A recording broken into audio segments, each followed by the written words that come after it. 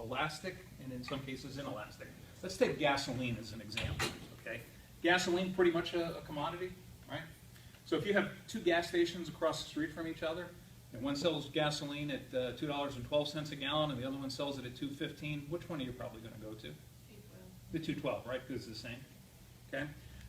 So that is a very elastic price. A slight change in the price at the gas station will drive someone from one gas station to another.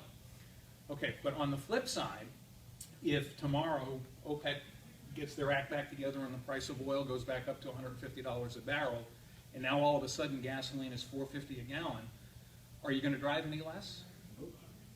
Probably not a whole lot. Now here's where the time factor comes into play. Short term, you're probably not going to change anything. You still have to drive to get to work, you still have to drive to the grocery store, you still have to take your kids to the baseball game or whatever you're doing. But over time, it then may begin to alter your decisions. Like you might decide, you know what, that big SUV I've got, maybe I ought to sell that and get a Prius, right? Okay, so, but that's an example of one, in the short run, it's inelastic. Long term, it does become elastic. But the gas stations, by and large, they're always going to be very elastic because for the difference of a penny, one way or the other, you're probably going to go to the lower price one because that's viewed as a true commodity. Okay, so I got two little, yeah, go ahead, John. What about if I use an example like Pepsi-Cola and Coca-Cola? Okay.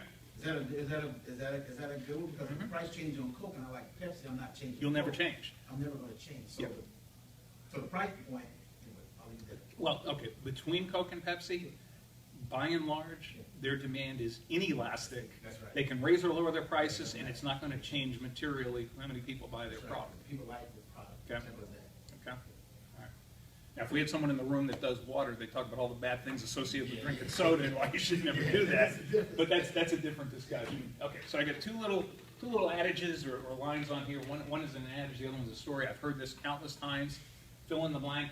Talk to a business owner, and I'll ask him, why are you selling this at this price? And he says, well, you know, I lose 10 cents on every sale I make, but I'm going to make it up in volume.